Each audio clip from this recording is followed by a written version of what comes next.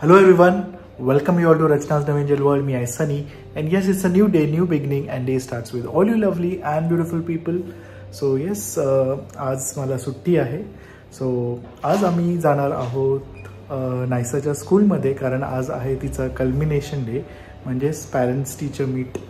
So super excited, कारण title वाचून I guess तुम्हाला आयडिया आलीच असेल की नायसाची स्कूल आम्ही चेंज केली आहे आणि तिच्यासाठी ही न्यू स्कूलच आहे, नवीन स्कूलच आहे. राईट फ्रॉम सगळ्यापासून तिला सगळं काही वेगळं असणार आहे. बट कसं काय ती कोप अप करते, कसं काय तिचं स्कूलमध्ये इंटरॅक्शन आहे आणि अकॅडमिक वाईज किंवा ओव्हरऑल कसं परफॉर्मन्स आहे ते समजणारच आहे. So super excited for that. आणि येस, पुढे काय होणार आहे हे तुम्ही बघणारच आहात. So please stay tuned. Hello everyone, good morning. मी फटाफट आता रेडी होते. सो बाहेर जाण्याच्या आधी जो रुटीन असतो, हीट खूप आहे, बाहेर निघण्याच्या आधी आपला जो रुटीन आहे तो मी फॉलो करते. सो सनस्क्रीन वगैरे लावते. बट असेच काही एक दोन सनस्क्रीन आहे ज्याच्याबद्दलची माहिती तुमच्याबरोबर मला शेअर करायची आहे. म्हणजे इनकेस तुम्हाला कोणाला जर यूज करायचं असेल, घ्यायचं असेल तर तुम्ही घेऊ शकता. बाहेर जाण्याच्या आधी आपण खूप स्किन केअर प्रोडक्ट्स यूज करतो आपल्या चेहऱ्यावरती लावायला. म्हणजे सनस्क्रीन बरोबर बाकीच्या पण गोष्टी येतात, हे आपण आपल्या स्किनवरती अप्लाय करतो. बट जर तुम्हाला समजलं की असा सनस्क्रीन आहे जो नॉन ग्रीसी आहे, जो लाईट वेट आहे, अजिबात व्हाईट कास्ट आपल्या चेहऱ्यावरती सोडत नाही, प्रोटेक्ट सुद्धा करतंय from UVB and UVA rays, आणि त्याचबरोबर आपल्या स्किनला एक वेगळं ट्रीटमेंट सुद्धा देत आहे. म्हणजे आय थिंक आता तुम्ही थोडंसं फार कन्फ्युज झाला असाल. म्हणजे जर इन केस कोणाला ॲक्नेचा इश्यू असेल तर सनस्क्रीन बरोबर जर तोच एक ट्यूब तुम्हाला ॲक्ने पासून दूर ठेवण्यात सुद्धा मदत करत असेल तर सो असेच 3 सनस्क्रीन आहेत. ते आहेत डॉक्टर सेटचे. सो त्याच्याबद्दलची थोडक्यात तुम्हाला मी माहिती देते. म्हणजे इनकेस तुम्हाला कोणाला घ्यायचं असेल तर तुम्ही अकॉर्डिंग टू युअर प्रॉब्लेम तो सनस्क्रीन बाय करू शकता. सो सर्वात फर्स्ट आहे तो आहे सिरामिड आणि व्हिटॅमिन C सनस्क्रीन. हा अल्ट्रा लाईट वेट आहे, क्विक ॲब्झॉर्ब होतो आपल्या स्किनमध्ये. त्याचबरोबर 0% व्हाईट कास्ट.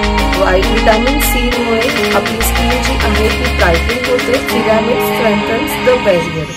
त्यात SPF 50 आहे, स्पेक्ट्रम प्रोटेक्शन देतो. त्याचबरोबर protect from UVA and UVB. दुसरा जो सनस्क्रीन आहे तो आहे हल्दी अँड हायलुरोनिक ऍसिड सनस्क्रीन. हा सुद्धा सनस्क्रीन लाईट वेट आहे, नो व्हाईट कास्ट गॅरंटी देतो. त्याचबरोबर आपल्याला एक बेबी ग्लो देतो आपल्या स्किनवरती.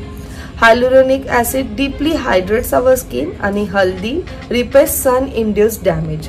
हा सुद्धा SPF 50 आहे, स्पेक्ट्रम प्रोटेक्शन देतो आणि protect from UVA and UVB rays. Third आहे centella and niacin amide sunscreen. हा नॉन ऑइली आहे, नॉन ग्रीसी, मॅट फिनिश देतो. SPF 50 ब्रॉड स्पेक्ट्रम प्रोटेक्शन देतो, protect from UVA and UVB rays, controls excess oil with 1% niacinamide. त्याचबरोबर soothes sensitive skin with potent centella extracts, blends perfectly without leaving white cast. So this can be now your one step solution. म्हणजे sunscreen बरोबर तुमचे जे पण concerns आहेत ते सुद्धा resolve होतील. आणि हे आहेत डॉक्टर सेटचे sunscreen which are recommended for Indian skin. बाहेर निघते म्हणून मी जो माझ्या स्किननुसार अप्लाय करते तो आहे सिरामिड अँड व्हिटॅमिन C सनस्क्रीन. ह्याचं ऍप्लिकेशन खूप सोपं आहे. तुम्हाला काही अमाऊंट ऑफ सनस्क्रीन तुमच्या हातावर घ्यायचं आहे. त्यानंतर तुम्हाला तुमच्या फेसवरती अप्लाय करायचं आहे. And you can see how easily it get absorbs in your skin. Light weight आहे, नॉन ग्रीसी आहे, अजिबात सुद्धा व्हाईट कास्ट आपल्या चेहऱ्यावरती सोडत नाहीये. सो जर इन केस तुम्हाला तुमच्या स्किनसाठी त्यातलं कोणतं सनस्क्रीन घ्यायचं असेल according to your skin concern, आणि डिस्क्रिप्शनमध्ये मी याची लिंक दिलेली आहे. डॉक्टर सेटचे प्रोडक्ट्स तुम्हाला त्यांच्या ऑफिशियल साईटवर मिळतील. त्याचबरोबर Amazon, नायका, मिंत्रा आणि पर्पलवर सुद्धा अवेलेबल आहे. तुम्ही माझं कुपन कोड सुद्धा यूज करू शकता. शकता, ज्याच्यावरती तुम्हाला 20% डिस्काउंट मिळेल आणि माझा कुपन कोड आहे रचना20. Click on the tag products below to shop your favourite now. सो चला मग आता मी कपडे वगैरे चेंज करते आणि पुढे काय काय होणार आहे ते तुम्हाला आजच्या ब्लॉगमध्ये समजेलच. So you people stay here.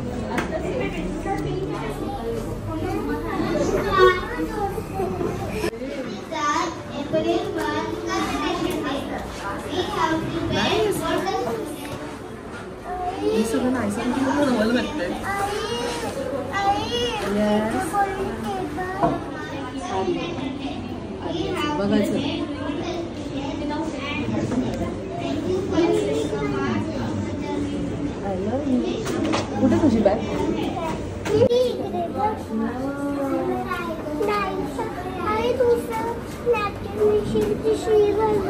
Sticker लागले, अशा स्टिकर लागले पाठी. नंबर तू दिले, कोणता नंबर आहे?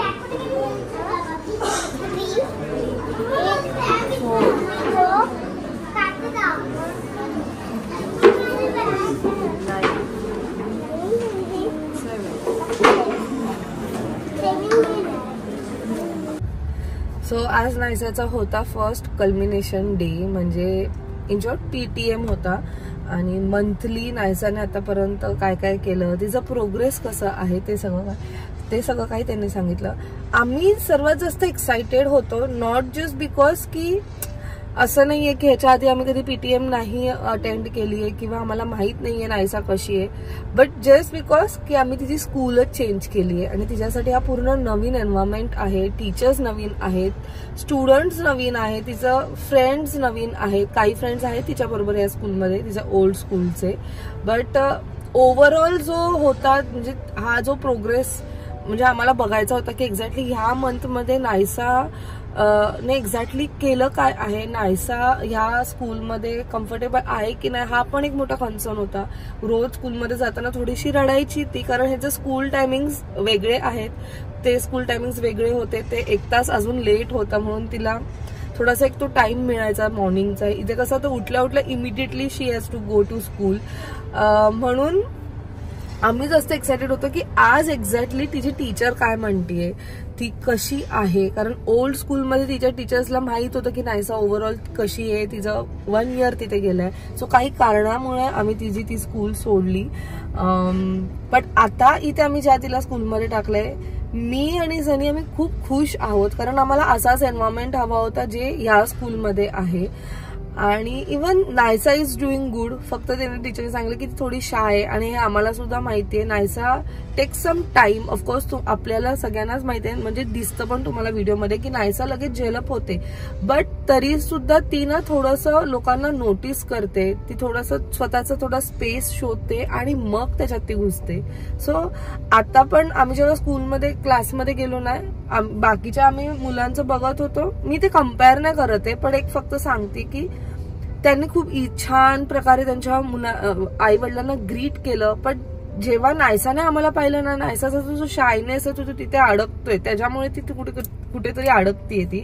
सो ती लगेच धावत नाही आली, तिला माहिती तिचे पॅरेंट्स आलेत, बट स्टील ती अशी थोडंसं लाजत होती की तिला असं वाटलं की ऑकवर्ड सिच्युएशन आहे का. तर तोच एक फक्त आहे ना प्रॉब्लेम, तो ती त्यात लॅक करते. बाकी ओव्हरऑल छान आहे. त्यांनी आता मिड मध्ये, म्हणजे आता 24ला त्यांची एक एक्झाम झाली, ज्याच्यात त्यांना ड्रॉइंग, ट्रेसिंग, नंबर्स, मग असे काहीतरी काय म्हणतात इमेजेस दिलेले, त्या इमेजेसवरनं कोणतं लेटर येतं ते सगळं काय त्यांचं एक्झाम झाली, जी युजली स्कूल चालू होते स्टार्टला तेव्हा ते लोक घेतात, तेव्हा सुद्धा नायसाची एक्झाम झाली, त्यानंतर नायसाला इथे ऍडमिशन मिळाली आहे. सो ती एक्झाम त्यांनी परत एकदा घेतली आणि मी तर खूप खुश झाली. म्हणजे वाव, नायसाने एवढं अमेझिंग केलं. मी टीचरला तेच विचारलं की तुम्ही यात काही हेल्प केली आहे का त्यांनी स्वतःने केली आहे? तर सांगितलं नाही, त्यांनी स्वतःने ते सगळं काही केलंय, फक्त 2 गोष्टी तिने नाही सॉल्व्ह केले, पण ओव्हरऑल बाकीचा जो तिचा प्रोग्रेस होता त्या लिस्टकडे बघून मला एवढं छान वाटलं ना. सो टीचर तिची तेच म्हटली की ती वेल मॅनर्ड आहे, खूप छान गुड लिसनर आहे आणि ते आहे ऍक्च्युली. नायसा पहिले खूप ऐकते आणि मग नंतरच रिस्पॉन्ड करते. फक्त एकच आहे की ती शाय आहे. सो ते थोडंसं ओव्हरकम करायचंय. तिच्यात जो कॉन्फिडन्स आहे तो आम्हाला तिला आणायचा आहे. ते आम्हाला पण माहिती आहे, आम्ही जेव्हा बाहेर जातो तेव्हा पण नायसाची थोडीशी असे पहिले लाजते. तर खूप लोक जे भेटले असतील त्यांना पण माहिती असेल की नायसाचं जे आहे ते तर मी तुम्हाला सांगितलं. आणि स्कूलचं मी तुम्हाला सांगेल, स्कूल आम्हाला ही का आवडली आणि मी आणि सनी का खुश आहोत, बिकॉज आम्ही दोघांनी पहिलेच असं विचार केलेला. माझ्या पहिले सनीनेच असं तो बोललेला की आपण कधीच नायसाला बर्डन नाही द्यायचंय, कोणत्याच गोष्टीचं नाही. तिला जे हवंय ते तिला करू दे. असं नाही की तुला अशी education is important in every factor, आहेच इम्पॉर्टंटच आहे, पण आम्हाला खूप तिला प्रेशराईज नाही करायचं की नाहीसं तू हे करच, की तुला हे करायलाच लागेल, असं नाहीये. आम्ही तिच्याकडनं ऑफकोर्स हे करून घेणार आहोत, पण मग ते तिच्या कलेनुसार आम्ही ते करून घेणार आहोत.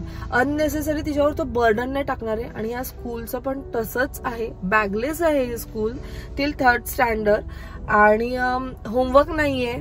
म्हणजे सगळं काही स्कूलमध्येच करून घेणार आहेत ते. प्रोजेक्ट्स मेन म्हणजे घरी नाही पोहोचणार आहेत. जेव्हा आम्ही या स्कूलमध्ये गेलो तेव्हा सर्वात आधी त्यांनी तेच सांगितलं की वी नो, जेव्हा आम्ही प्रोजेक्ट्स देतो तेव्हा ईच अँड एव्हरी पॅरेंट त्यांचं काम सोडून ते प्रोजेक्टच्या पाठी लागतं आणि मुलं फक्त बाजूला बसतात. But we don't want that. We want की मुलं सुद्धा त्यांनी इन्व्हॉल्व्ह व्हायला पाहिजे. सो जे पण प्रोजेक्ट ते स्कूलमधनं देतील ते तिथे मुलं करणार आहेत. इव्हन मी आता त्यांच्या त्या बोर्ड्सवर बघितलं ते सगळं काही मुलांनी केलेलं. त्यात त्यांनी फोटोज आम्हाला दाखवले की मुलं कसे बसलेत, कसे करतायत. टीचर्स नाही आहेत त्यांच्या बाजूला, टीचर फक्त डायरेक्ट करतायत. म्हणजे इन शॉर्ट त्यांना ते एक्सप्लोर करायला देत आहेत, विच इज व्हेरी नेसेसरी. आणि आम्हाला दोघांना सुद्धा म्हणून ही स्कूल आवडली. 4 बोर्ड्स आहेत. एक आहे ते बॉक्सवाला, ज्यात आपण 1, 2, 3, 4 नंबर्स लिहितो, म्हणजे जे आपल्याकडे बुक्स येतात तसं वाले. एक 4 लाईन वाला आहे, एक प्लेन आहे आणि 4थं जे आहे ते आहे टीव्ही डिजिटल. त्याच्यावर ते त्यांना दाखवतात. इन शॉर्ट ह्या स्कूलचा जो मोटो आहे तो आहे की सगळं काही प्रॅक्टिकल वेनी त्यांना शिकवायचं आहे. म्हणजे इन केस जर त्यांना उद्या कोणत्या फ्रूट बद्दल सांगायचं तर तो फ्रूट त्यांच्या समोर आणणार किंवा मार्केटमध्ये घेऊन जाणार किंवा स्कूलमध्ये तो मार्केट क्रिएट करणार. त्यांना एकाच वेळेस सायन्स, मॅथ्स असं सगळं काही शिकवणार. म्हणजे स्कूलमध्ये ना सब्जेक्ट्स पण असे नाही आहेत की हा मॅथ्स आहे किंवा हा इंग्लिश आहे, असे नाही. यांच्या सब्जेक्टची नावं पण वेगवेगळी आहेत. आणि म्हणून आम्हाला ते आवडलं की प्रॅक्टिकल वेनी ह्यांना शिकवलं जाणार. बाय एंड ऑफ द, म्हणजे जेव्हा नायसा 10th ला पोहोचेल, she will be confident enough to take decision की आता तिला पुढे काय करायचंय. हे जेव्हा ते बोलले ना ते आम्हाला खूप आवडलं. आणि अशीच ऍक्च्युली आम्हाला स्कूल हवी होती. So we are super like happy. आणि आता ओव्हरऑल हा जो मंथचा आम्ही तिचा बघितला प्रोग्रेस, तो सुद्धा आम्हाला खूप आवडला आहे. आणि असं नाहीये की नायसा खूपच शाय. नायसाने ह्याच्या आधी सुद्धा असेंब्लीज अटेंड केले, ती स्टेजवर जाऊन वगैरे बोलली आहे, ती बोलू शकते.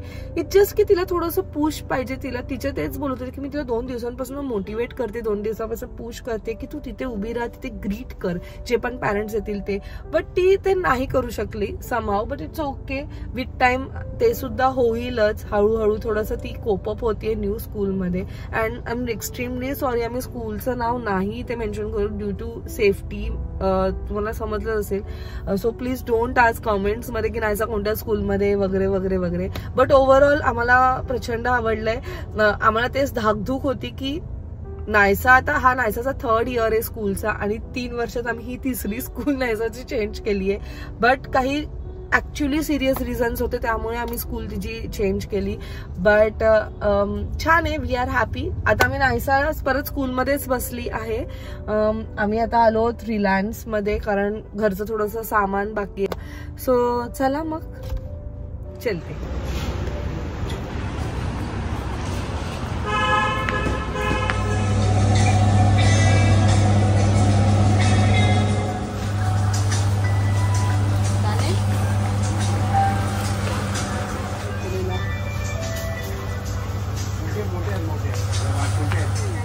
नाव काय? नीलम. इथेच वर्क करते. आता मी बघितलेलं चैतन्य क्लिनिक मध्ये तुम्ही काम करता, मी मध्ये ब्लॉग मध्ये बघितले. इतकी खुश झाली यार, कसलं भारी फिलिंग आहे. अबुनीला तर बघतेच तुम्ही बिल्डिंग बिल मला माहिती की इकडे एकदम एक्साइटमेंट हा असं हे झालंय. Thank you so much. मी एक सेल्फी घेऊ? नक्की. अचानक कोण आम्हाला हात मारतंय? मी असली खुश झाली, बोलले यार कसलं भारी फिलिंग आहे. मी खूप दिवसापासून बघत होते माहिती.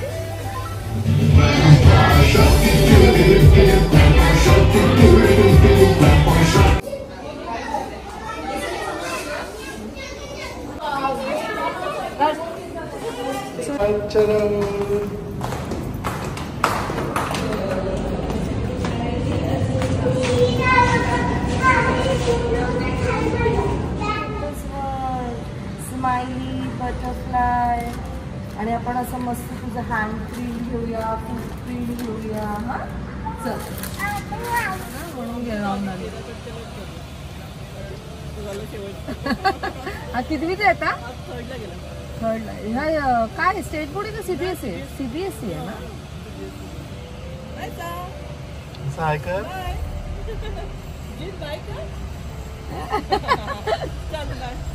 तोंड दूर आली. नाही तर एकदम अशी फ्रेश वाटते ना असं. घरी आलो, फ्रेशन अप झालो, नायसा सुद्धा फ्रेश झाली आणि वहिनींकडे गेली बाजूला. तिला ड्रॉइंग बुक आणलं म्हणून माझं ती ड्रॉइंग वगैरे करते. मी येण्याच्या आधी आईने जेवण बनवलेलं, कारण मी लेट आली 12 वाजता वगैरे. सो 12 सव्वा 12 वाजता. आणि आम्ही सामान घ्यायला सुद्धा गेलेलो. सो ह्यावेळेस आणले रिलायन्समधनं आणि प्रत्येक बॅग ही तिथेच सॉर्ट करून आणलेली आहे. आता ही जी बॅग आहे ह्याच्यात मी ग्रॉसरी आणले, म्हणजे आपलं डाळ, पावडर, साखर, मसाले हे सगळी हात आहेत. हे आहे जिथे आम्ही आमचं साबण, टूथपेस्ट त्या सगळ्या गोष्टी ठेवतो. ही ती वाली बॅग आहे. आणि हे वाले आहे ते आहे स्नॅक्सवालं. हे खूप माझ्याने क्वचित होतं. जर खूप सारं सामान असेल ना तर सॉर्टिंग नाही होत, बट ह्यावेळेस मला ते प्रॉपरली ते बॅग्स तसे मिळाले म्हणून मी तसं ते सॉर्ट करून आणलं आणि त्या बॅगमध्ये तेवढं मी टाकून आणलं. आता एक बॅग उचलेल ते पहिले मी रिकामं करते, मग दुसरी बॅग डायरेक्ट त्या सेक्शनमध्ये घेऊन जाते. कारण आमचं जे किचन साबण वगैरे आम्ही ते मधल्या पॅसेजच्या कबर्डमध्ये तिथे आमचं खालच्या सेक्शनमध्ये असतं, म्हणजे मला एक घेऊन जायची गरज नाही. आणि स्नॅक्सवालं स्नॅक्सच्या ह्याच्यात जाईल. सो इझिली ते तिथे सॉर्ट केल्यामुळे मला ते इझी होऊन जाईल सगळ्या काही गोष्टी जागेवर ठेवायला. तर फटाफट ह्या सगळ्या गोष्टी जागेवर ठेवते आणि मग नंतर आम्ही जेवून घेऊ. पुढे काय होईल ते तुम्हाला समजेलच. जर हे आत्ता नाही केलं ना तर हे पुढचे 2 दिवस असंच लोळत बसेल. अँड ते आपल्या सगळ्यांनाच माहिती असतं. सो इट्स बेटर की आल्या जर आपण पहिले सॉर्ट केलं तर. आणि जसं की मी आधीसुद्धा शेअर केलेलं, माझी एक लिस्ट रेडी असते. सो त्या लिस्टनुसार मी हे सगळं आणलेलं आहे. मी एकदा शेअरसुद्धा केलेली एका व्लॉगमध्ये.